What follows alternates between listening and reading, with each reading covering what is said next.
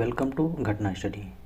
ये वीडियो समसामयिक घटना चक्र साप्ताहिक करंट अफेयर पॉइंटर से संबंधित है और वीडियो में 9 से 16 दिसंबर 2023 तक के पॉइंट कवर किए गए हैं। तो चलिए आज का वीडियो राष्ट्रीय परिदृश्य से शुरू करते हैं और राष्ट्रीय परिदृश्य से संबंधित पहला पॉइंट है, छत्तीसगढ़ के नए मुख्यमंत्री के रूप में किसने शपथ ग्रहण की है? विष्णुदेव साय। छत्तीसगढ़ के नए मुख्यमंत्री विष्णुदेव साय बने हैं।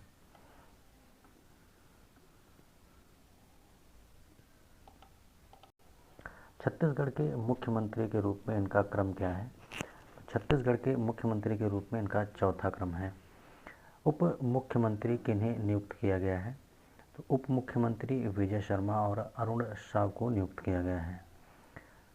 छत्तीसगढ़ विधानसभा के अध्यक्ष कौन हैं? छत्तीसगढ़ विधानसभा के अध्यक्ष रमन सिंह हैं। संसद द्वारा पारित किस विधेयक को जम्मू और कश्मीर में 11 वर्ष बाद लागू किया गया? जम्मू और कश्मीर में 11 वर्ष बाद लागू किया गया आनंद विवाह संशोधन विधेयक 2012। इसको अन्य किस नाम से जाना जाता है? तो इसको अन्य नाम से जाना जाता है आनंद कारज। आनंद कारज किसके द्वारा शुरू किया गया था? आनंद कारज शुरू किया गया था सिख गुरु अमरदास के द्वारा। आनंद कारज क्या है? आनंद कारज सिख धर्म की विवाह विधि है। भारत का पहला पूर्णतः इंटीग्रेटेड स्कूल ऑफ सस्टेनेबिलिटी कहाँ लॉन्च किया गया है? तो integrated school of sustainability launch किया गया है IIT कानपुर में। इसका विकास किसके सहयोग से किया गया है? तो इसका विकास कोटक महिंद्रा बैंक लिमिटेड के सहयोग से किया गया है। तेलंगाना विधानसभा का अध्यक्ष किसे चुना गया है? गद्दम प्रसाद कुमार को। तेलंगाना विधानसभा के अध्यक्ष गद्दम प्रसाद कुमार बने गए। तेलंगाना के उप मुख्यमंत्री कौन है? तेलंगाना के उप मुख्यमंत्री हैं भट्टी विक्रमार्क मल्लू। उत्तर प्रदेश के परिवहन विभाग द्वारा सड़क सुरक्षा पखवाड़ा कब मनाया जा रहा है? तो सड़क सुरक्षा पखवाड़ा उत्तर प्रदेश के द्वारा मनाया गया है 15 से 31 दिसंबर 2023 को। किस कॉलेज की सर्वाधिक बड़ी पठन विधि को गिनीज विश्व रिकॉर्ड में शामिल किया गया है? तो गिनीज विश्व रिकॉर्ड में शामिल किया गया है SP कॉलेज पुणे महाराष्ट्र की सर्वाधिक बड़ी पठन गतिविधि को।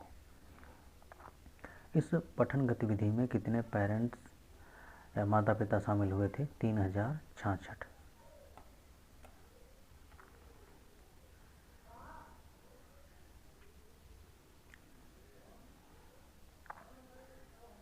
केंद्रीय मंत्रिमंडल ने किस हवाई अड्डे को अंतर्राष्ट्रीय विमान पत्तन घोषित किया है? अंतर्राष्ट्रीय विमान पत्तन घोषित किया गया है सूरत गुजरात हवाई अड्डे को। क्वीन लेक क्रूज का उद्घाटन कहाँ किया गया? क्वीन लेक क्रूज का उद्घाटन रामगढ़ ताल गोरखपुर उत्तर प्रदेश में किया गया। इस क्रूज का उद्घाटन किसने किया है?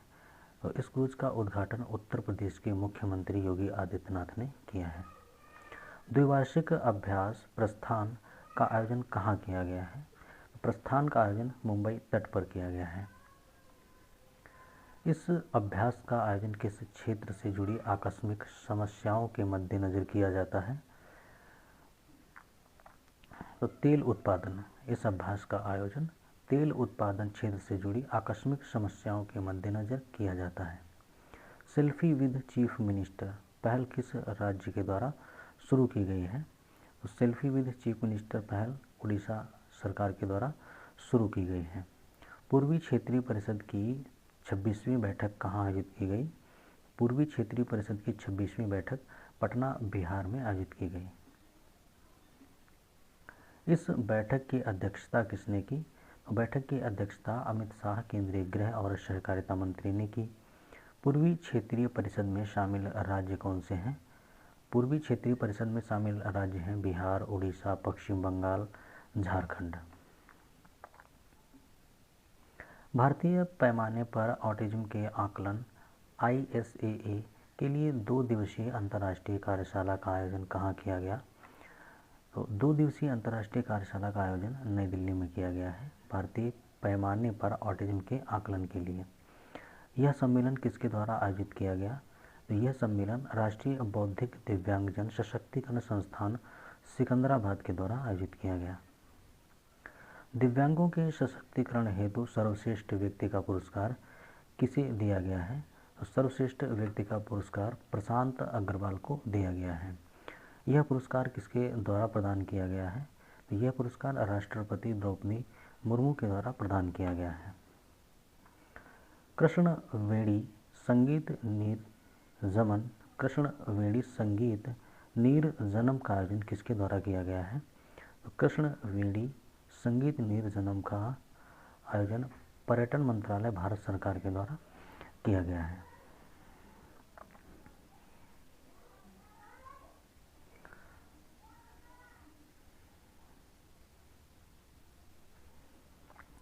इसका आयोजन कहाँ किया गया है? इसका आयोजन विजयवाड़ा आंध्र प्रदेश में किया गया है। इस कार्यक्रम के आयोजन का उद्देश्य क्या है? इस कार्यक्रम के आयोजन का उद्देश्य है शास्त्रीय संगीत की समृद्ध विरासत का उत्सव मनाना। भारत में ट्रकों में एसी केबिन कब से अनिवार्य कर दिया गया है? भारत में ट्रकों में एसी केबिन 1 अक्टूबर 2025 से अनिवार्य कर दिया गया है।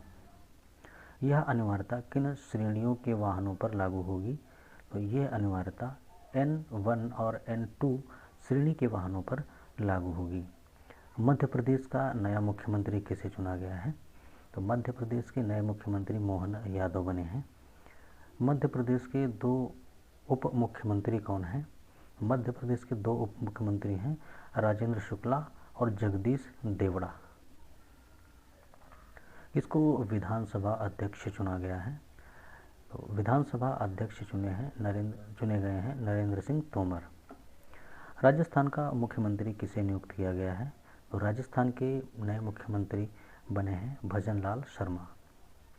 राजस्थान के 2 उप मुख्यमंत्री किन्हें बनाया गया है? तो राजस्थान के 2 उप मुख्यमंत्री बने हैं प्रेमचंद बेरवा और दिया कुमारी। किसे विधानसभा अध्यक्ष चुना गया है? तो वासुदेव देवनानी को विधानसभा अध्यक्ष चुना गया है।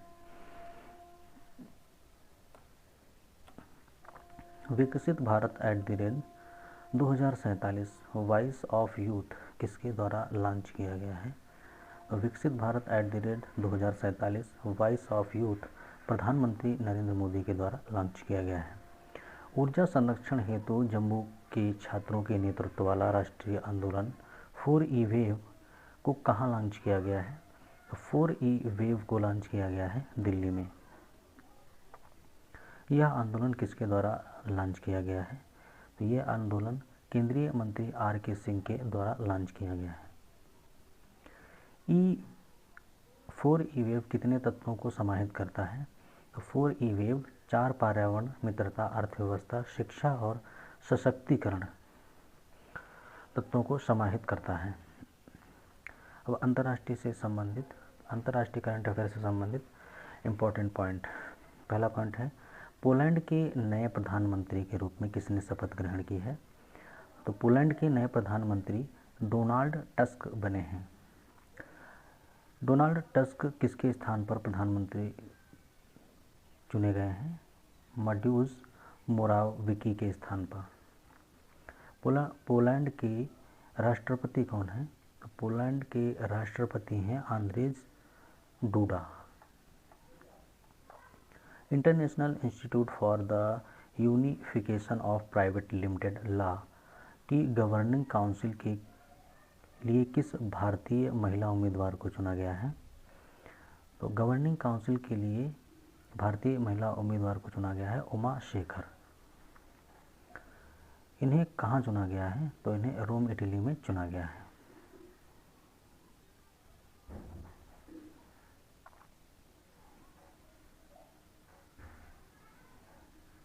इनका कार्यकाल कब से कब तक है?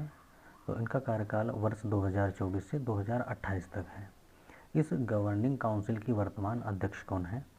तो इस गवर्निंग काउंसिल की वर्तमान अध्यक्ष हैं मारिया चियारा मालागुटी। संघाई सहयोग संगठन के सदस्य देशों तथा क्षेत्रीय आतंकवाद विरोधी संरचना SCORATS के प्रतिनिधियों के लिए व्यवहारिक संगोष्ठी का आयोजन कहाँ किया गया है? तो व्यवहारिक संगोष्ठी का आयोजन नई दिल्ली में किया गया है। इस संगोष्ठी का आयोजन किसके द्वारा किया गया है? इस संगोष्ठी का आयोजन राष्ट्रीय सुरक्षा परिषद सचिवालय के द्वारा किया गया है। यह संगोष्ठी किस विषय पर आधारित है? यह संगोष्ठी आतंकवादी, अलगाववादी और उग्रवादी उद्देश्यों के लिए इंटरनेट और नई सूचना प्रौद्योगिकियों के दुरुपयोग का मुकाबला करने के विषय पर आधारित है। यह व्यवहारिक संगोष्ठी किस फ्रेमवर्क के तहत आयोजित की गई है? तो ये व्यवहारिक संगोष्ठी SCO के क्षेत्रीय आतंकवाद विरोधी संरचना RATS के तहत आयोजित की गई है। वर्ष 2023 में इस व्यवहारिक संगोष्ठी का कौन सा संस्करण आयोजित किया गया? तो इस व्यवहारिक संगोष्ठी का चौथा संस्करण आयोजित किया गया है। मिस इंडिया USA 2023 का खिताब किसने जीता है? तो मिस इंडिया USA 2023 बनी है रुजुल मैनी। इस प्रतियोगिता में मिस टीन इंडिया USA का खिताब किसने जीता है? तो मिस टीन इंडिया USA का खिताब सलोनी राम मोहन ने जीता है। इसमें मिसेज इंडिया USA का खिताब किसने जीता है? तो इसमें Mrs India USA Sneha Nambiar बनी है। Quality of living city ranking 2023 किसके द्वारा जारी किया गया? Quality of living city ranking 2023 मर्सर्स के द्वारा जारी किया गया है। सूचकांक में कितने शहरों को शामिल किया गया है? तो सूचकांक में 241 शहरों को शामिल किया गया है। सूचकांक में शीर्ष 3 शहर कौन से हैं? तो सूचकांक में शीर्ष 3 शहर हैं rank 1 Vienna Austria, rank 2 Zurich Switzerland और रैंक 3 ऑकलैंड न्यूजीलैंड।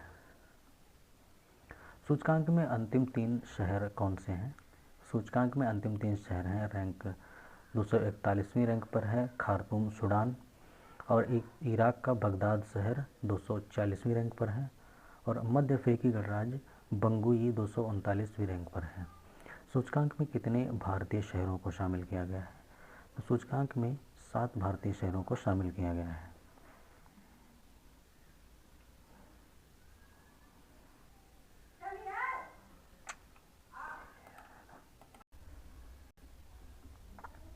ये शहर कौन कौन से हैं?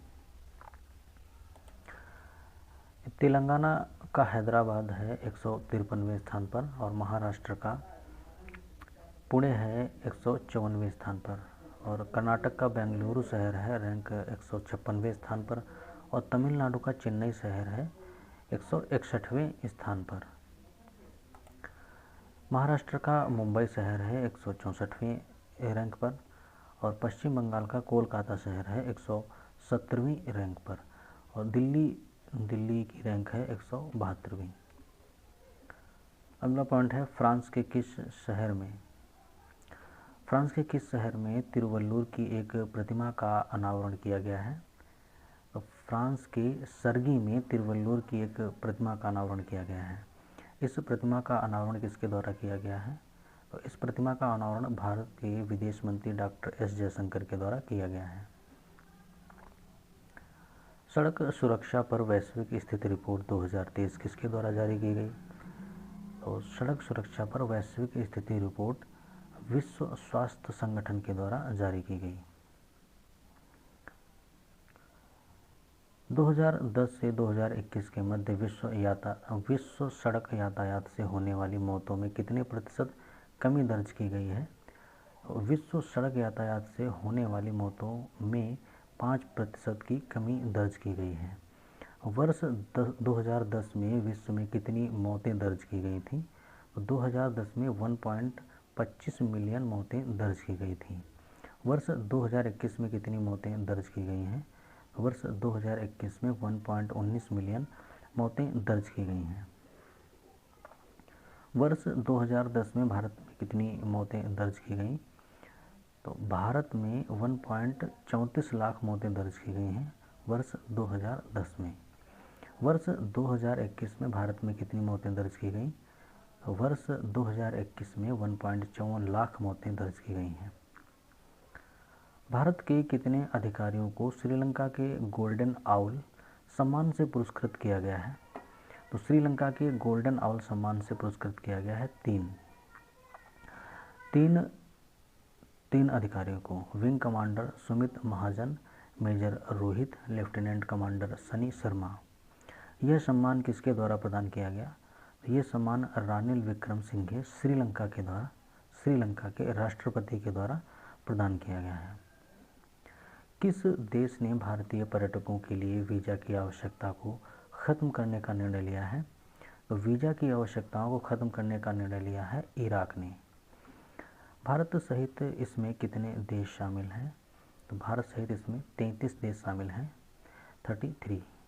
ईरान की राजधानी का क्या नाम है? ईरान की राजधानी है तेहरान।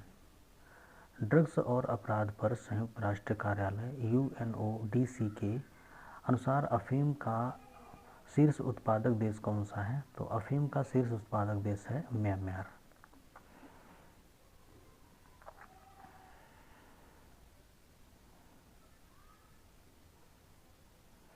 किस देश को पीछे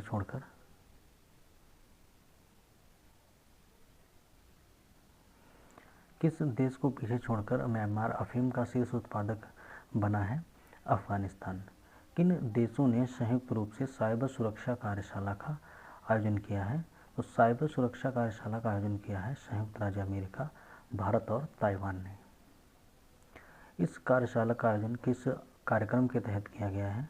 तो इस कार्यशाला का आयोजन global cooperation and training framework के तहत किया गया है। Global cooperation and training framework को कब लॉन्च किया गया था? वर्ष 2015 में।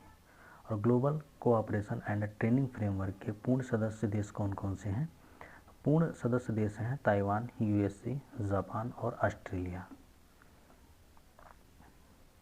किस देश ने 2 नई परमाणु ऊर्जा संचालित पनडुब्बियों का अनावरण किया है?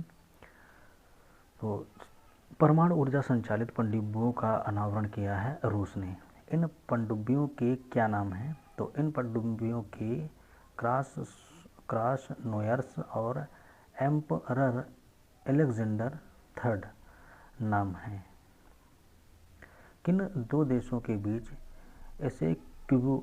एसेक्विबो नदी तथा इसके अपतटीय क्षेत्र पर सीमा विवाद को लेकर तनाव पैदा हो गया है?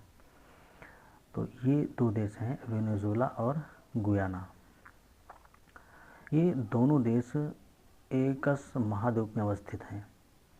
मतलब ये दोनों देश किस महाद्वीप में स्थित हैं? ये दक्षिण अमेरिका महाद्वीप में स्थित हैं।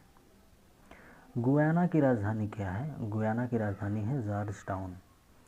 Deepawali stamp the power of one award 2023 के अंतर्गत लाइफ टाइम अचीवमेंट अवार्ड से किसे सम्मानित किया गया है? तो Deepawali stamp the power of one award 2023 के अंतर्गत बान की मून UN के पूर्व महासचिव को सम्मानित किया गया है। The power of one award 2023 के अन्य विजेता कौन हैं? The power of one award 2023 के विजेता हैं मिरशादा कोलाकोविक, UN सुरक्षा परिषद में बोस्निया और हर्जेगोविना के पूर्व स्थायी प्रतिनिधि। किम सूक UN में दक्षिण कोरिया के पूर्व स्थायी प्रतिनिधि तथा मिरोस्लाव लाजकाक 72वें संयुक्त राष्ट्र महासभा के अध्यक्ष। इस सम्मान समारोह का आयोजन किसके द्वारा किया गया है? तो इस सम्मान समारोह का आयोजन दिवाली फाउंडेशन USA और अन्य के द्वारा किया गया है। हाल ही में बाल चतुर्दशी के कारण किस मंदिर के आसपास मांस और शराब की बिक्री को प्रतिबंधित कर दिया गया है? तो मांस और शराब की बिक्री को प्रतिबंधित किया गया है पशुपतिनाथ मंदिर काठमांडू को। यह मंदिर किस देश में अवस्थित है? यह मंदिर नेपाल में अवस्थित है। यह मंदिर किस नदी के तट पर अवस्थित है? तो यह मंदिर बागमती नदी के तट पर स्थित है।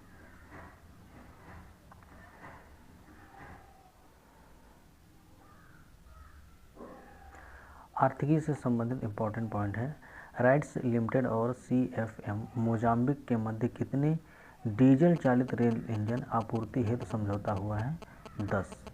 अनुबंध राशि कितनी है? इसकी अनुबंध राशि है लगभग 314 करोड़ रुपए।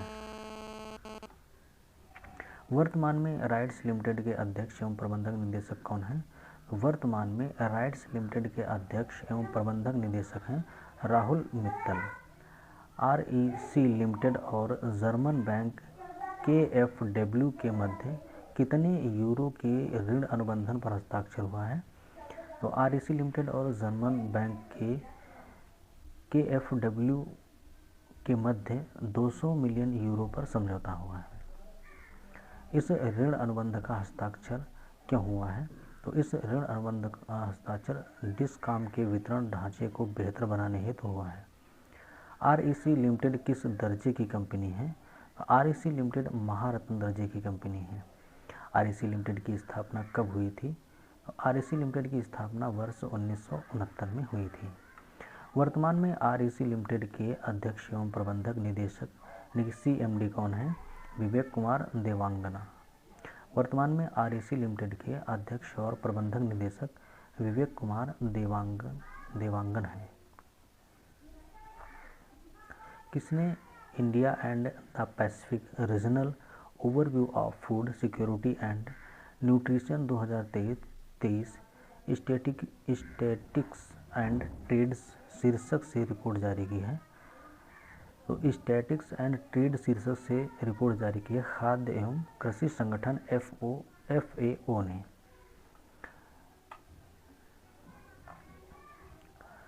इंटेलेक्ट डिजाइन एरेना लिमिटेड ने इंडियन बैंक के साथ कितने करोड़ रुपए के अनुबंध पर हस्ताक्षर किए हैं?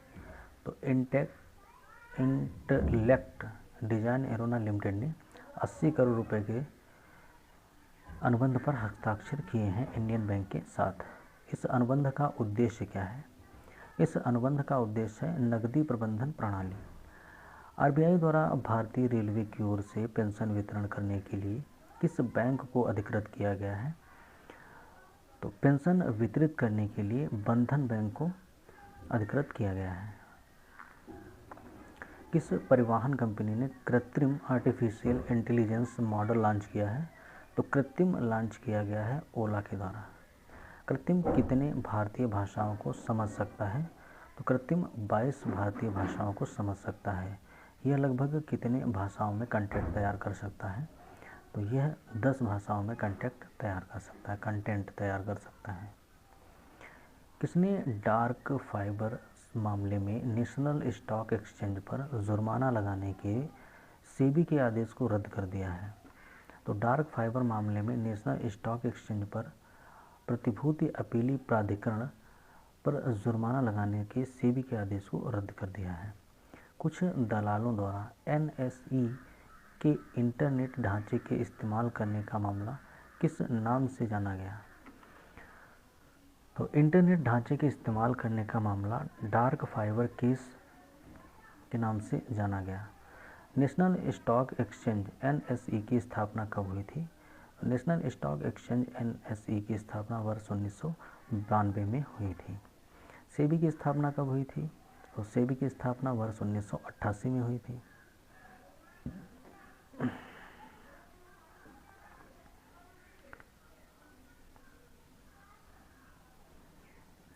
सेबी को किस समिति की सिफारिश पर वर्ष 1992 में सांविधिक दर्जा दिया गया था? नरसिम्हन समिति प्रथम की सिफारिश पर। सेबी को नरसिम्हन समिति प्रथम समिति की सिफारिश पर वर्ष 1992 में सांविधिक दर्जा दिया गया था। भारत सरकार ने सॉवरेन गोल्ड बॉन्ड योजना 2023 से 2024 को कौन सी सीरीज लॉन्च करने की घोषणा की है? तो भारत सरकार ने सॉवरेन गोल्ड बॉन्ड योजना के तहत सीरीज 3 लॉन्च करने की घोषणा की है।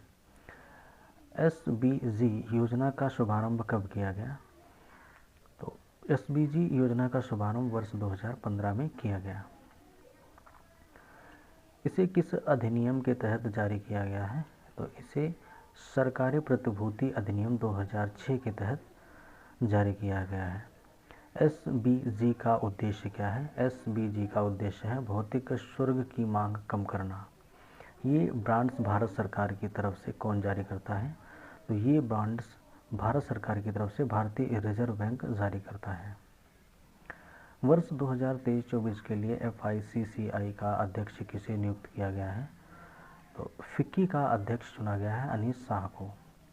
वर्ष 2023 के लिए सीनियर वाइस प्रेसिडेंट किसे नियुक्त किया गया है? तो वर्ष 2023-24 के लिए सीनियर वाइस प्रेसिडेंट नियुक्त किया गया है हर्षवर्धन अग्रवाल को। राज्यसभा में दी जानकारी के अनुसार कृषि उड़ान योजना के अंतर्गत कितने हवाई अड्डे शामिल हुए हैं? तो कृषि उड़ान योजना के अंतर्गत 58 हवाई अड्डे शामिल हुए हैं। कृषि उड़ान योजना कब प्रारंभ की गई थी? तो कृषि उड़ान योजना अगस्त 2020 में प्रारंभ की गई थी। किस बैंक द्वारा नारी शक्ति बचत खाता लॉन्च किया गया? तो बैंक ऑफ इंडिया के द्वारा नारी शक्ति बचत खाता लॉन्च किया गया है। यह बचत खाता किसके लिए लॉन्च किया गया है? तो यह बचत खाता स्वतंत्र आय स्रोत वाली 18 वर्ष और उससे अधिक आयु की महिलाओं के लिए लॉन्च किया गया है। इस खाते में कितने रुपए तक व्यक्तिगत दुर्घटना बीमा शामिल है? तो इस खाते में 1 करोड़ रुपए तक के व्यक्तिगत दुर्घटना बीमा शामिल है। वन भारत साड़ी वॉकथॉन का आयोजन कहाँ किया गया है? तो वन भारत साड़ी वॉकथॉन का आयोजन मुंबई में किया गया है। इसका आयोजन किसके द्वारा किया गया है? इसका आयोजन स्वतंत्र मंत्रालय के द्वारा किया गया है। विश्व निवेश सम्मेलन 2023 का आयोजन कहाँ किया गया है? तो विश्व निवेश सम्मेलन 2023 का आयोजन नई दिल्ली में किया गया है। वर्ष 2023 में इसका कौन सा संस्करण आयोजित किया गया? वर्ष 2023 में इसका 27वां संस्करण आयोजित किया गया था। वर्ष 2023 के लिए इसका विषय क्या है? तो वर्ष 2023 के लिए इसका विषय है निवेशकों को सशक्त बनाना, IPA भविष्य के लिए विकास में अग्रणी। इसका आयोजन किसके द्वारा किया गया? तो इसका आयोजन इन्वेस्ट इंडिया एवं world association of investment promotion एजेंसियों के द्वारा किया गया।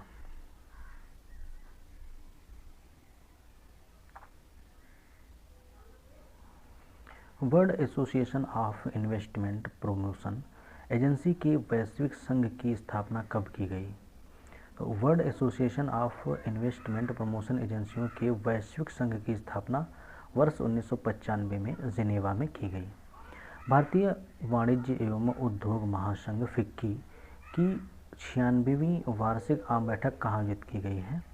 तो फिक्की की 96वीं वार्षिक आम बैठक नई दिल्ली में आयोजित की गई है।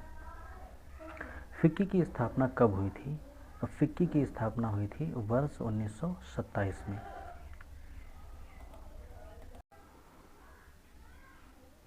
वर्तमान समय में फिक्की के अध्यक्ष कौन है? वर्तमान समय में फिक्की के अध्यक्ष हैं अनीस शाह। भारत में सर्वाधिक वेतन पाने वाले CEO कौन हैं? भारत में सर्वाधिक वेतन पाने वाले CEO हैं Thierry Delaporte. Thierry Delaporte किस कंपनी के CEO हैं? तो Thierry Delaporte Wipro company के CEO हैं। किसने भारत में वित्तीय क्षेत्र के डेटा प्रबंधन हेतु क्लाउड सुविधा स्थापित करने का प्रस्ताव प्रस्तुत किया है? तो वित्तीय क्षेत्र में डेटा प्रबंधन हेतु क्लाउड सुविधा स्थापित करने का प्रस्ताव भारतीय रिजर्व बैंक RBI ने दिया है। विज्ञान से संबंधित इम्पोर्टेंट पॉइंट हैं। भारत के सबसे तेज सोलर इलेक्ट्रिक बोट कहाँ अनावरण किया गया है? भारत की सबसे तेज सोलर इलेक्ट्रिक बोट का अनावरण कहाँ किया गया है? तो सोलर इलेक्ट्रिक बोट का अनावरण अल्लापुझा केरल में किया गया है। इस इलेक्ट्रिक सोलर बोट का क्या नाम है? तो इलेक्ट्रिक सोलर बोट का नाम है बाराकूडा। किस देश के तट पर प्लियोसॉर नामक एक प्राचीन समुद्री डायनासोर का कपाल मिला है?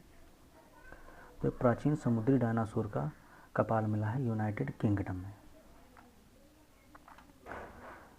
प्लियोसार के जीवाश्म मेसोजोइक युग के किस काल से संबंधित हैं? तो प्लियोसार के जीवाश्म मेसोजोइक युग के जुरासिक और क्रेटेशियस काल से संबंधित हैं।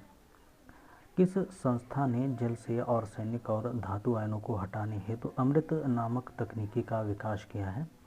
अमृत नामक तकनीकी का विकास किया है IIT मद्रास ने। अमृत का पूरा नाम क्या है? अमृत का पूरा नाम है arsenic and metal removal by Indian technology. Arsenic प्रदूषण से कौन कौन सा रोग होता है?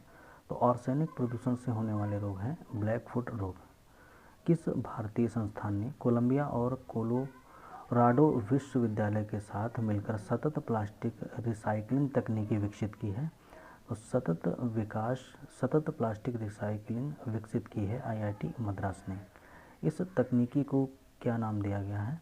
तो इस तकनीकी को यूनिवर्सल डायनेमिक क्रॉस लिंकर नाम दिया गया है। किस संस्थान ने जामुन के वृक्ष का पहला जीनोम अनुक्रमण किया है? तो जामुन के वृक्ष का पहला जीनोम अनुक्रमण किया है भारतीय विज्ञान शिक्षा और अनुसंधान संस्थान भोपाल ने।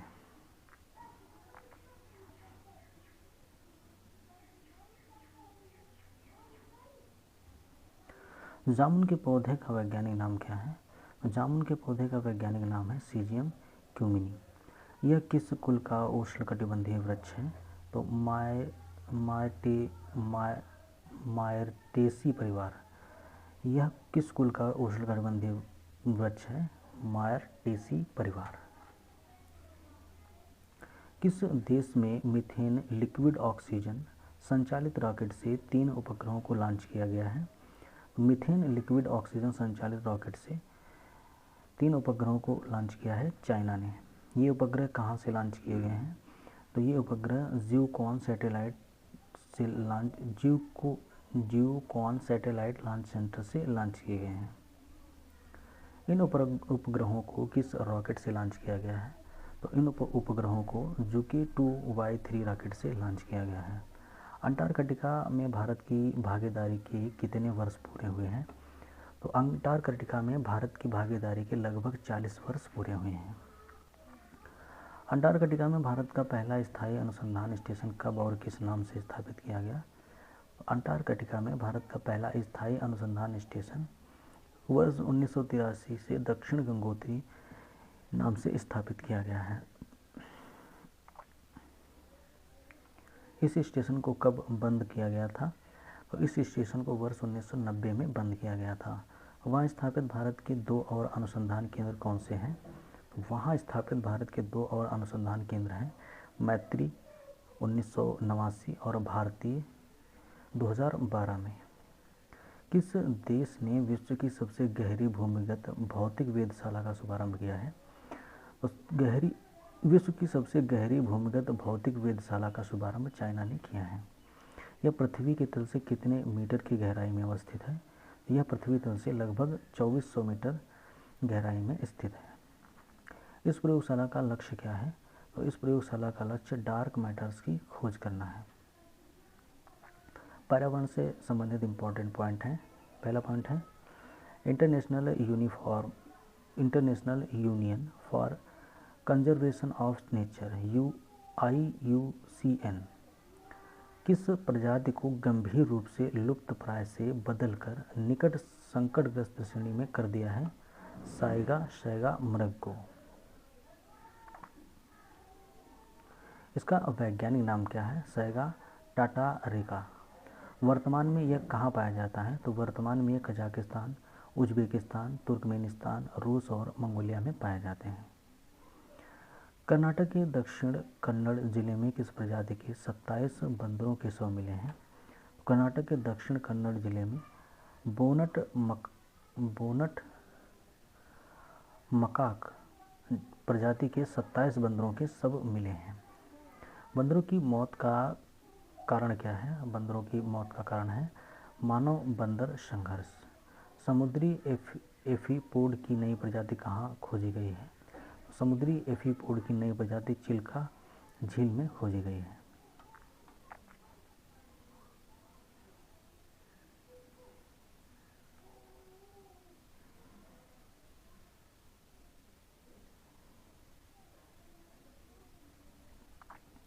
नई प्रजाति का क्या नाम है? तो इस नई प्रजाति का नाम है डेमोरचिस्टिया एलानेंसिस। चिल्का झील किस राज्य में स्थित है? तो चिल्का झील उड़ीसा राज्य में स्थित है। किस उद्यान में वाहनों की आवाजाही पर निगरानी हेतु GPS ट्रैकर्स का उपयोग किया जाएगा? तो जीपीएस ट्रैकर्स का प्रयोग किया गया रणथंभौर राष्ट्रीय उद्यान। जीपीएस का पूरा नाम क्या है? तो जीपीएस का पूरा नाम है ग्लोबल पोजीशनिंग सिस्टम। रणथंभौर राष्ट्रीय उद्यान कहाँ है? तो रणथंभौर राष्ट्रीय उद्यान राजस्थान में स्थित है। 3 दशकों से विलुप्त सिनेरस गिद्ध को कहाँ देखा गया है? तो सिनेरस गिद्ध को असोला भट्टी वन्यजीव अभयारण्य दिल्ली में देखा गया है। सिनेरियस गिद्ध किस परिवार का पक्षी है? तो सिनेरियस गिद्ध एक्सीपिट्रेड परिवार का पक्षी है। गिद्ध की इस प्रजाति के अन्य नाम कौन से हैं? तो गिद्ध की इस प्रजाति के अन्य नाम हैं काला गिद्ध, बिच्छू गिद्ध। सिनेक्सिया गिद्ध को IUCN की किस सूची में रखा गया है? तो IUCN की सूची में रखा गया है लाल सूची को, सिरेनियम गिद्ध को। Global river cities alliance GRC कहाँ लॉन्च किया गया है? तो global river cities alliance Dubai में लॉन्च किया गया है COP28 के दौरान। इस अलायंस में भारत समेत कितने देश शामिल हैं? तो इस अलायंस में भारत समेत 9 देश शामिल हैं। इस अलायंस में शामिल देश कौन से हैं? इस अलायंस में शामिल देश हैं Bharat, Denmark, Cambodia, Japan, Bhutan और ऑस्ट्रेलिया, नीदरलैंड, मिस्र और घाना। साइबेरियन बाघों के पहले जोड़े को भारत किस देश से लाया? साइबेरियन बाघों के पहले जोड़े को भारत किस देश से लाया गया है? तो साइबेरियन बाघों के पहले जोड़े को साइप्रस देश से लाया गया है। इस जोड़े को किस पार्क में आवासित किया गया है?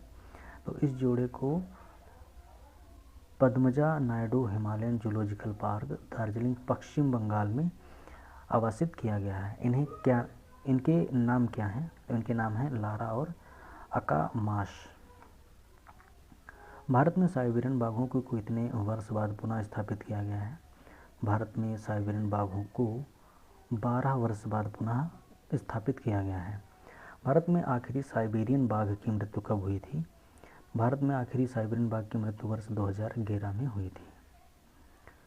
भारत के आखिरी साइबेरियन बाघ की मृत्यु कहाँ हुई थी? भारत के आखिरी साइबेरियन बाघ की मृत्यु नैनीताल चिड़ियाघर में हुई थी। किस वन्यजीव अभयारण्य के पास ईस्टर्न घाट्स नेचर इंटरप्रिटेंशन सेंटर का उद्घाटन किया गया है? किस वन्यजीव अभयारण्य के पास ईस्टर्न घाट्स नेचर इंटरप्रिटेंशन सेंटर का उद्घाटन किया गया है? कंबालाकोंडा वन्यजीव अभयारण्य।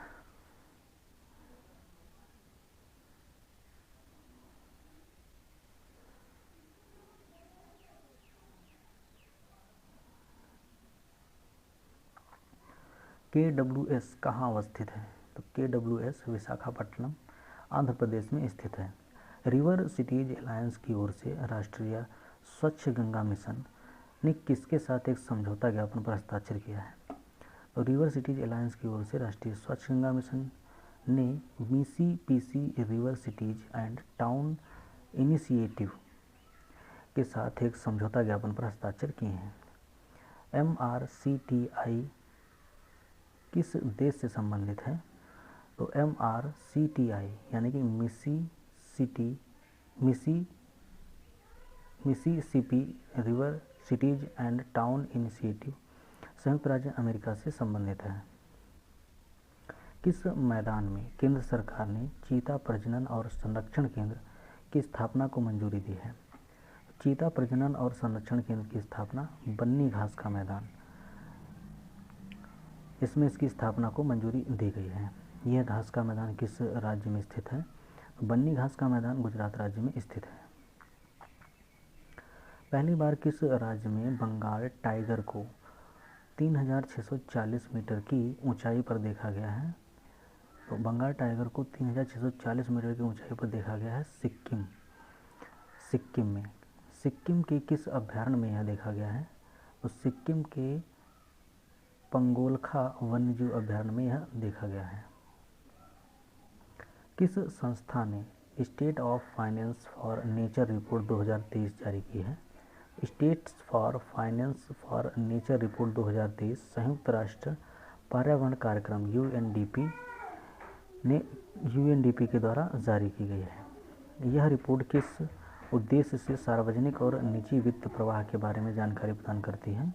तो यह रिपोर्ट प्रकृति आधारित समाधान उद्देश्य से सार्वजनिक और निजी वित्त प्रवाह के बारे में जानकारी प्रदान करती है।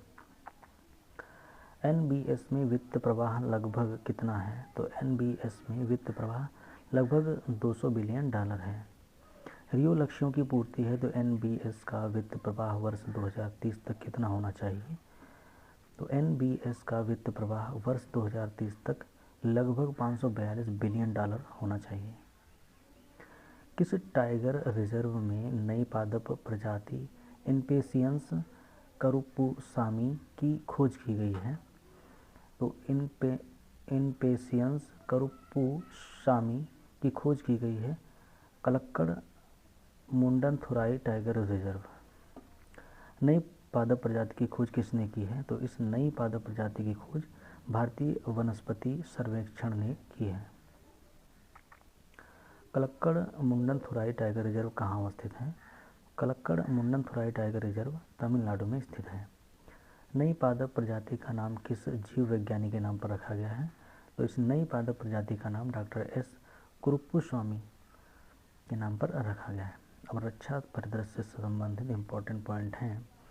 अनुसंधान संबंधी साझेदारी के माध्यम से नवाचार को बढ़ावा देने हेतु भारतीय नौसेना ने किस प्रौद्योगिकी संस्थान के साथ समझौता ज्ञापन पर हस्ताक्षर किए हैं? तो अनुसंधान संबंधी साझेदारी के माध्यम से नवाचार को बढ़ावा देने के लिए भारतीय नौसेना ने भारतीय प्रौद्योगिकी संस्थान कानपुर के साथ साझेदारी की है।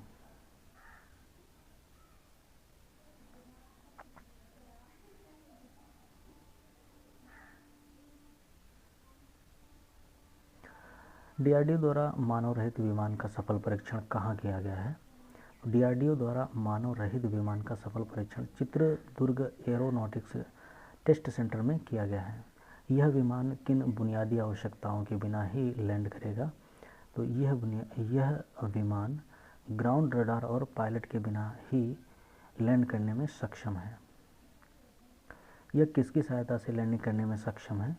तो यह GPS aided GEO augmented navigation GAGAN receiver की सहायता से लैंडिंग करने में सक्षम है। रक्षा मंत्रालय ने टेलीकम्युनिकेशन कंसल्टेंस इंडिया लिमिटेड TCIL के साथ कितने करोड़ रुपए के अनुबंध पर हस्ताक्षर किए हैं? तो रक्षा मंत्रालय ने टेलीकम्युनिकेशन कंसल्टेंस इंडिया लिमिटेड के साथ 588.68 करोड़ रुपए के अनुबंध पर हस्ताक्षर किए हैं। अनुबंध पर हस्ताक्षर क्यों किया गया? तो अनुबंध पर हस्ताक्षर किया गया है डिजिटल तटरक्षक परियोजना हेतु। ICIL किस मंत्रालय के अधीन कार्य करता है? TCIL किस मंत्रालय के अधीन कार्य करता है? TCIL संचार मंत्रालय के अधीन कार्य करता है। पश्चिमी वायु कमांडरों का सम्मेलन 2023 का आयोजन कब किया गया? तो पश्चिमी वायु कमांडरों का सम्मेलन 2023 में नई दिल्ली में किया गया। वायुसेना प्रमुख कौन है? तो वायुसेना प्रमुख VR चौधरी हैं। किन देशों के बीच संयुक्त सैन्य अभ्यास विनबैक्स 2023 का आयोजन हुआ है? तो विनबैक्स 2023 का आयोजन भारत और वियतनाम में किया गया है। इसका आयोजन कहाँ किया गया है? तो इसका आयोजन हनोई वियतनाम में किया गया है। किस जगह टेबल टॉप अभ्यास का आयोजन किया गया है? टेबल टॉप अभ्यास का आयोजन नई दिल्ली में किया गया है। इस अभ्यास का आयोजन किसके द्वारा किया गया है? तो इस अभ्यास का आयोजन भारतीय सेना के द्वारा किया गया है। किसको प्रशिक्षण देने हेतु तो इस अभ्यास का आयोजन किया गया है? तो दक्षिण पूर्वी एशियाई देशों के संगठन आसियान की महिला सैन्य अधिकारियों को प्रशिक्षण देने हेतु तो इस अभ्यास का आयोजन किया गया है। अग्नि फर्स्ट बैलिस्टिक मिसाइल का सफल परीक्षण कब किया गया है? तो अग्नि फर्स्ट बैलिस्टिक मिसाइल का सफल परीक्षण 7 दिसंबर 2023 को किया गया है। इसका सफल परीक्षण कहाँ से किया गया है? तो इसका सफल परीक्षण APJ अब्दुल कलाम द्वीप ओडिशा से किया गया है। यह किसके द्वारा विकसित मध्यम दूरी की बैलिस्टिक मिसाइल है? तो यह DRDO के द्वारा विकसित मध्यम दूरी की बैलिस्टिक मिसाइल है। यह किस प्रकार मार करने में सक्षम है? तो यह सतह से सतह मार करने में सक्षम है। इसकी मारक क्षमता कितनी है? तो तो इस मिसाइल की मारक क्षमता है 700 से 1200 किलोमीटर। इसे भारतीय सेना में कब शामिल किया गया है? तो इसे भारतीय सेना में वर्ष 2004 में शामिल किया गया है।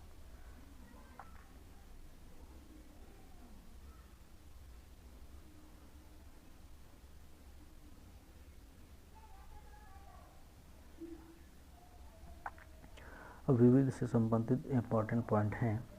राष्ट्रीय ऊर्जा संरक्षण दिवस कब मनाया जाता है? राष्ट्रीय ऊर्जा संरक्षण दिवस मनाया जाता है 14 दिसंबर को। इस अवसर पर राष्ट्रीय ऊर्जा संरक्षण पुरस्कारों का वितरण किसके द्वारा किया गया? तो इस अवसर पर राष्ट्रीय ऊर्जा संरक्षण पुरस्कारों का वितरण ऊर्जा दक्षता ब्यूरो BEA के द्वारा किया गया है। ऊर्जा दक्षता ब्यूरो किस मंत्रालय के तहत कार्य करता है? तो ऊर्जा दक्षता ब्यूरो विद्युत मंत्रालय के तहत कार्य करता है। ऊर्जा दक्षता ब्यूरो का गठन किस अधिनियम के तहत किया गया है? ऊर्जा दक्षता ब्यूरो का गठन ऊर्जा संरक्षण अधिनियम 2001 के तहत किया गया है। ऊर्जा दक्षता ब्यूरो की स्थापना कब की गई थी? ऊर्जा दक्षता ब्यूरो की स्थापना 1 मार्च 2002 को की गई थी। ऊर्जा दक्षता ब्यूरो के महानिदेशक कौन हैं? तो ऊर्जा दक्षता ब्यूरो के महानिदेशक हैं अभय बाकरे। भारत आसियान मोटा अनाज महोत्सव का आयोजन कहाँ किया गया है? भारत आसियान मोटा अनाज महोत्सव का आयोजन नई दिल्ली में किया गया है। इस महोत्सव का उद्घाटन किसके द्वारा किया गया है? तो इस महोत्सव का उद्घाटन केंद्रीय मंत्री अर्जुन मुंडा के द्वारा किया गया है। इस महोत्सव में भारत के अतिरिक्त किन देशों के प्रतिनिधियों ने हिस्सा लिया है? तो इस महोत्सव में भारत के अतिरिक्त कंबोडिया, इंडोनेशिया और लाओस देशों के प्रतिनिधियों ने हिस्सा लिया है। Cambodia, Indonesia, Laos, Malaysia, Myanmar, Philippines, Thailand और वियतनाम इन देशों ने प्रतिनिधियों के तौर पर हिस्सा लिया है। भारतीय नौसेना द्वारा 56वां पनडुब्बी दिवस कब मनाया गया है? तो नौसेना द्वारा 56वां पनडुब्बी दिवस 8 दिसंबर को मनाया गया है। बांग्लादेश और भारत में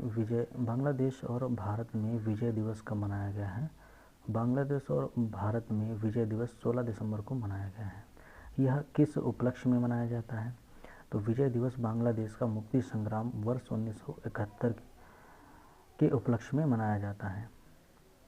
बांग्लादेश में स्वतंत्रता दिवस कब मनाया जाता है? तो बांग्लादेश का स्वतंत्रता दिवस 26 मार्च को मनाया जाता है। किसने ब्रैंडन हॉल ग्रुप का प्रौद्योगिकी उत्कृष्टता पुरस्कार 2023 जीता? तो ब्रैंडन हॉल ग्रुप का प्रौद्योगिकी उत्कृष्टता पुरस्कार NTPC ने जीता है। राष्ट्रीय ताप विद्युत निगम लिमिटेड NTPC किस श्रेणी की कंपनी है? तो NTPC एक महारत्न श्रेणी की कंपनी है। NTPC की स्थापना कब हुई थी? तो वर्ष 1975 में NTPC की स्थापना हुई थी।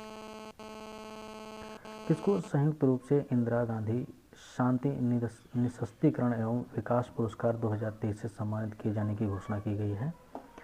तो इंदिरा गांधी शांति निःशस्त्रीकरण एवं विकास पुरस्कार 2023 से डेनियल बरेनबोइम और अली अबू अब्बाद को सम्मानित करने की घोषणा की गई है।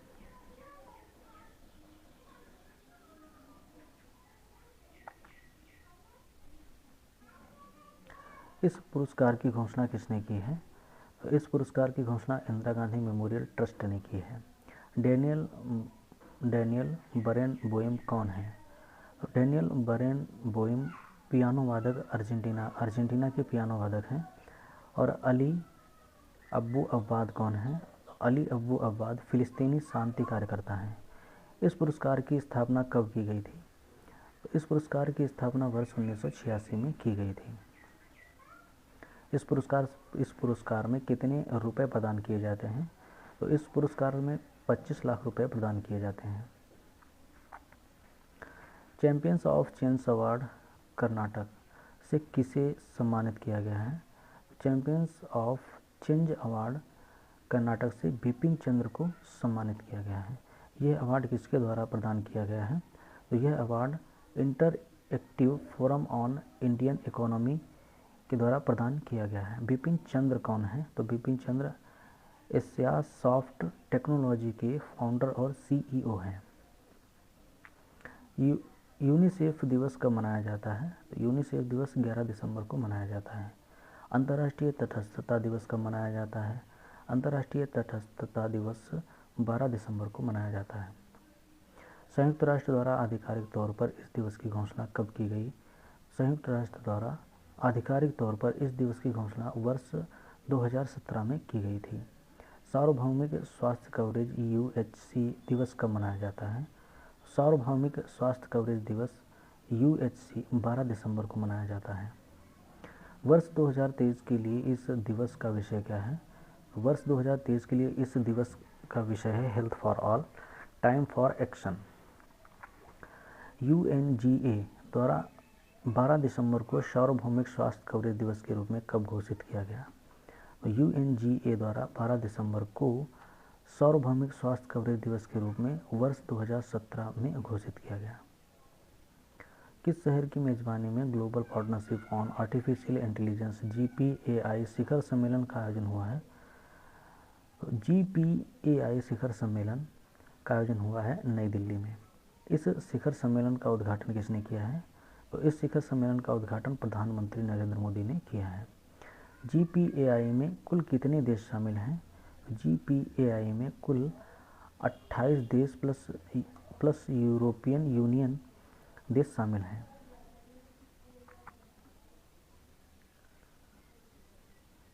इटली के सर्वोच्च सम्मान द ऑर्डर ऑफ मेरिट से किसे सम्मानित किया गया है? द ऑर्डर ऑफ मेरिट से सम्मानित किया गया है कबीर बेदी को। कबीर बेदी कौन है? कबीर बेदी एक भारतीय अभिनेता हैं। 29वां कोलकाता अंतर्राष्ट्रीय फिल्म महोत्सव कहाँ आयोजित किया गया? तो 29वां कोलकाता अंतर्राष्ट्रीय फिल्म महोत्सव कोलकाता पश्चिम बंगाल में आयोजित किया गया। इस फिल्म महोत्सव का आयोजन किसके द्वारा किया गया है? तो इस फिल्म महोत्सव का आयोजन पश्चिम बंगाल सरकार के द्वारा किया गया है। महोत्सव में किस फिल्म को the golden royal Bengal tiger award सर्वश्रेष्ठ फिल्म किसे दिया गया है? The golden royal Bengal tiger award children of nobody film को दिया गया है और ये इजरायली फिल्म है। सर्वश्रेष्ठ निर्देशक का पुरस्कार किसे प्रदान किया गया है? सर्वश्रेष्ठ निर्देशक का पुरस्कार कार्लोस डेनियल वेनेजुएला को प्रदान किया गया है। कार्लोस डेनियल को यह पुरस्कार किस फिल्म के लिए प्रदान किया गया है? तो कार्लोस डेनियल को यह पुरस्कार वन वे फिल्म के लिए प्रदान किया गया है। अंतर्राष्ट्रीय मानवाधिकार दिवस प्रतिवर्ष कब मनाया जाता है? तो अंतर्राष्ट्रीय मानवाधिकार दिवस 10 दिसंबर को मनाया जाता है। वर्ष 2023 में इसकी थीम क्या है? तो वर्ष 2023 में मानवाधिकार दिवस की थीम है सभी के लिए स्वतंत्रता, समानता और न्याय। विकलांगता पर राष्ट्रीय सम्मेलन कहाँ आयोजित किया गया है? विकलांगता पर राष्ट्रीय सम्मेलन गुरुग्राम हरियाणा में आयोजित किया गया है। यह राष्ट्रीय सम्मेलन कौन सा संस्करण था? तो यह राष्ट्रीय सम्मेलन का 10वां संस्करण था। इस राष्ट्रीय सम्मेलन का उद्घाटन किसके द्वारा किया गया है? उपराष्ट्रपति जगदीप धनखड़। सार्क चार्टर दिवस कब मनाया जाता है? सार्क चार्टर दिवस 8 दिसंबर को मनाया जाता है। सार्क चार्टर को कब अपनाया गया था? तो सार्क चार्टर को 8 दिसंबर 1985 में अपनाया गया था। सार्क का सचिवालय कहाँ स्थित है? सार्क का सचिवालय काठमांडू नेपाल में स्थित है। सार्क के महासचिव कौन है? तो सार्क के महासचिव हैं गुलाम सरवर बांग्लादेश। सार्क के महासचिव हैं गुलाम सरवर बांग्लादेश। नरसंहार के अपराध के पीड़ितों की स्मृति और सम्मान और इस अपराध की रोकथाम के लिए अंतर्राष्ट्रीय दिवस कब मनाया जाता है? तो नरसंहार के अपराध के पीड़ितों की स्मृति और सम्मान और इस अपराध की रोकथाम के लिए अंतर्राष्ट्रीय दिवस मनाया जाता है 9 दिसंबर को। अंतर्राष्ट्रीय पर्वतीय दिवस कब मनाया जाता है? अंतर्राष्ट्रीय पर्वतीय दिवस मनाया जाता है 11 दिसंबर को। वर्ष 2023 के लिए इस दिवस का विषय क्या है? वर्ष 2023 के लिए इस दिवस का विषय है रिस्टोरेटिंग माउंटेन इकोसिस्टम। 33वां व्यास सम्मान 2023 किसे प्रदान किए जाने की घोषणा की गई? 33वां व्यास सम्मान पुष्पा भारती को दिए जाने की घोषणा की गई है। पुष्पा भारती को यह सम्मान उनके किस संस्करण हेतु दिया गया? तो पुष्पा भारती को यह सम्मान यादें और यादें के लिए दिया गया है। यह सम्मान किसके द्वारा दिया गया है? यह सम्मान किसके द्वारा दिया जाएगा? तो यह सम्मान के बिड़ला फाउंडेशन के द्वारा दिया जाएगा। पुष्पा भारती को पुरस्कार राशि के तहत क्या दिया जाएगा? तो पुरस्कार राशि के तहत इन्हें 4 लाख रुपए, प्रशस्ति पत्र और स्मृति चिन्ह दिया जाएगा। यह पुरस्कार के बिड़ला फाउंडेशन द्वारा कब शुरू किया गया था? यह पुरस्कार के बिड़ला फाउंडेशन के द्वारा वर्ष 1991 में शुरू किया गया था।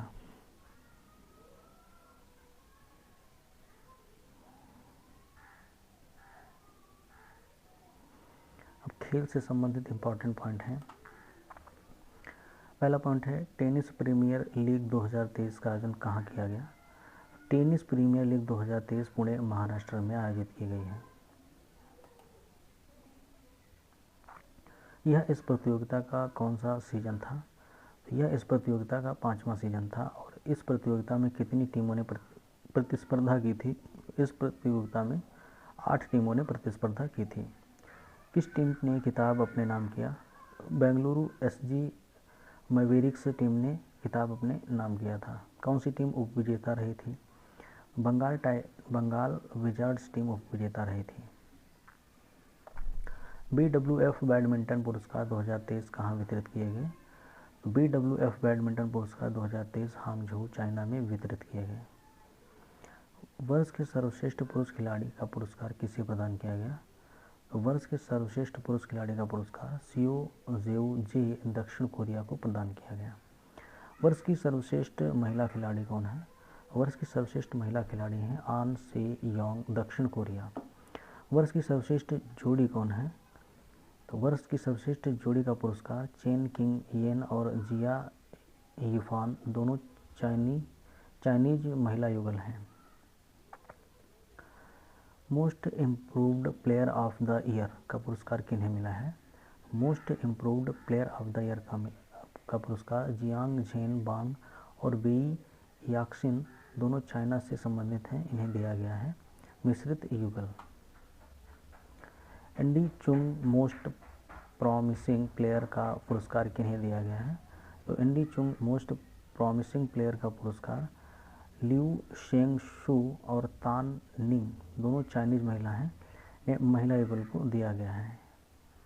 एंडी चुंग मोस्ट प्रॉमिसिंग प्लेयर पुरस्कार लिू शेंग शू और तान निंग को दिया गया है। 25वें फुकेट किंग्स कप रेगाटा 2023 का आयोजन कहाँ किया गया? 35वें फुकेट किंग्स कप रेगाटा 2023 का आयोजन काटा बीच, फुकेट, थाईलैंड में किया गया है।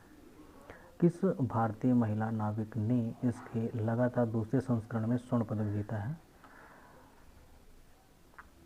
तो आनंदी चंदा वारकर भारतीय महिला नाविक ने इसके लगातार दूसरे संस्करण में स्वर्ण पदक जीता है। आनंदी चंदा वारकर।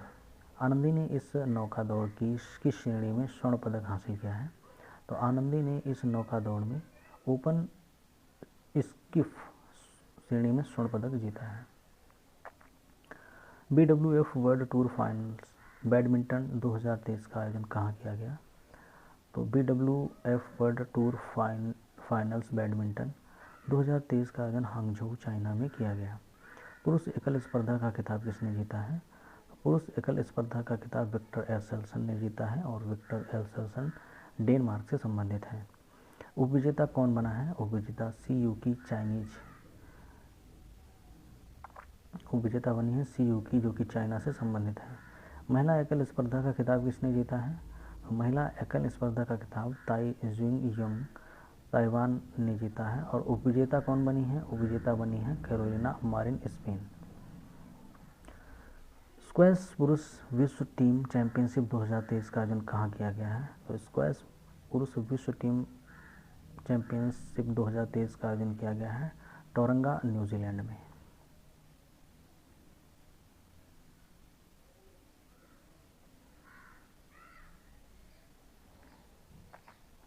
कौन सी टीम विजेता बनी है?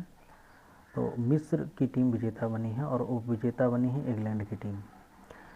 79वां राष्ट्रीय स्क्वैश चैंपियनशिप 2023 का आयोजन कहाँ किया गया है? 79वां राष्ट्रीय स्क्वैश चैंपियनशिप 2023 का आयोजन चेन्नई में किया गया है। पुरुष स्क्वैश का खिताब किसने जीता है? पुरुष स्क्वैश का खिताब बेलावन सेंथिल कुमार तमिलनाडु ने जीता है। महिला स्क्वैश का खिताब किसने जीता है? महिला स्क्वैश का खिताब जीता है अनाहत सिंह, इनका संबंध दिल्ली से है। WTT फाइनल्स महिला टेबल टेनिस 2023 का आयोजन कहाँ किया गया है? WTT फाइनल्स महिला टेबल टेनिस 2023 का आयोजन नागोया जापान में किया गया है। महिला एकल स्पर्धा का खिताब किसने जीता है? महिला एकल स्पर्धा का खिताब सुन यिंगसा चीन ने जीता है। महिला एकल स्पर्धा का खिताब सुन यिंगसा ने जीता है, इनका संबंध चाइना से है। कौन उपविजेता बनी है? तो उपविजेता बनी है वांग यीदी, जिनका संबंध चाइना से है। महिला युगल स्पर्धा का खिताब किन खिलाड़ियों ने जीता है? तो महिला युगल स्पर्धा का खिताब सुन यिंगसा और वांग मानी दोनों चाइना से संबंधित हैं, इन्होंने जीता है। उपविजेता कौन बनी है? तो उपविजेता बनने वाले खिलाड़ी हैं मियू नागासाकी और मियू किहारा, दोनों का संबंध जापान से है। खेलो इंडिया पैरा गेम्स 2023 का आयोजन कहाँ किया गया है? तो खेलो इंडिया पैरा गेम्स 2023 का आयोजन नई दिल्ली में किया गया है। यह इन खेलों का कौन सा संस्करण था?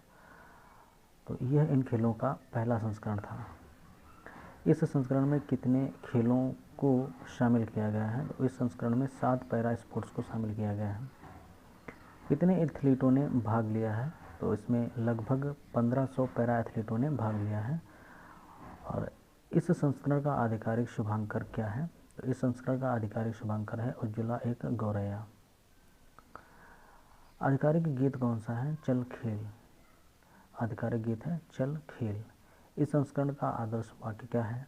तो इस संस्करण का आदर्श वाक्य है चैंपियन बियॉन्ड्स लिमिट्स। इस राज्य ने पदक तालिका में शीर्ष स्थान हासिल किया है? हरियाणा राज्य ने पदक तालिका में शीर्ष स्थान हासिल किया है। हरियाणा के पैरा खिलाड़ियों ने कितने पदक हासिल किए हैं? तो हरियाणा के पैरा खिलाड़ियों ने 105 स्वर्ण पदक हासिल किए हैं, जिसमें से 40 स्वर्ण, 39 रजत और 26 कांस्य पदक हैं। पदक तालिका में दूसरे स्थान पर कौन सा राज्य है? तो पदक तालिका में दूसरे स्थान पर उत्तर प्रदेश है। उत्तर प्रदेश ने कितने पदक अपने नाम किए हैं? तो उत्तर प्रदेश ने 62 पदक अपने नाम किए हैं, जिसमें से 25 स्वर्ण, 23 रजत और 14 कांस्य पदक हैं।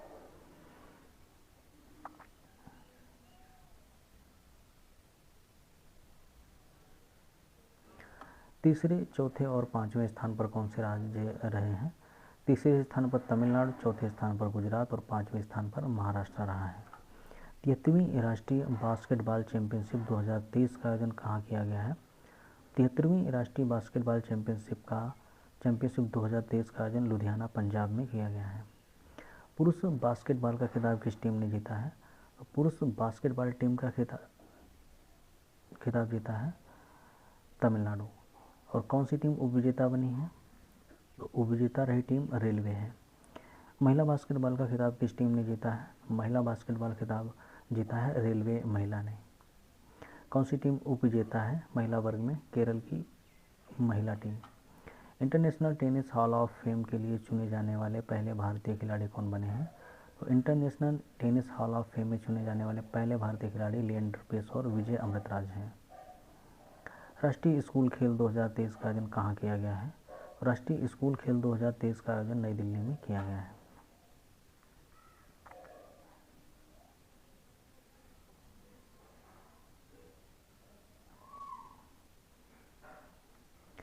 इस वर्ष इन खेलों का उद्घाटन किसके द्वारा किया गया है? तो इस वर्ष इन खेलों का उद्घाटन आतिशी मारलेना खेल मंत्री नई दिल्ली के द्वारा किया गया है। वर्ष 2023 में इसका कौन सा संस्करण आयोजित किया गया? वर्ष 2023 में इसका 67वां संस्करण आयोजित किया गया है। इस वर्ष राष्ट्रीय स्कूल खेलों की मेज़बानी किसके द्वारा की गई है? इस वर्ष राष्ट्रीय स्कूल खेलों की मेज़बानी शिक्षा निदेशालय के द्वारा की गई है। वर्ष 2023 हेतु UWW महिला कुश्ती rising star of the year का पुरस्कार किसने जीता है? तो वर्ष 2023 हेतु UWW महिला कुश्ती rising star of the year पुरस्कार जीता है अंतिम पंघाल, जिनका संबंध भारत से है। अंतिम पंघाल किस भार वर्ग में प्रतिस्पर्धा करती हैं? तो अंतिम पंघाल 53 किलोग्राम भार वर्ग में प्रतिस्पर्धा करती हैं। किस जगह honour run Indian army veterans half marathon का आयोजन किया गया है। तो किस जगह honour run Indian army veterans half marathon का आयोजन किया गया है नई दिल्ली में। इसका आयोजन किसने किया है? तो इसका आयोजन भारतीय सेना के द्वारा किया गया है। किस युद्ध में ऐतिहासिक सैन्य विजय की स्मृति में इसका आयोजन किया गया है? तो ऐतिहासिक सैन्य विजय की स्मृति में इसका आयोजन किया गया है कारगिल युद्ध 1999 में। कारगिल युद्ध किन दो देशों के बीच हुआ था? तो कारगिल युद्ध भारत और पाकिस्तान देशों के बीच हुआ था। तो वीडियो यहीं पे समाप्त होता है।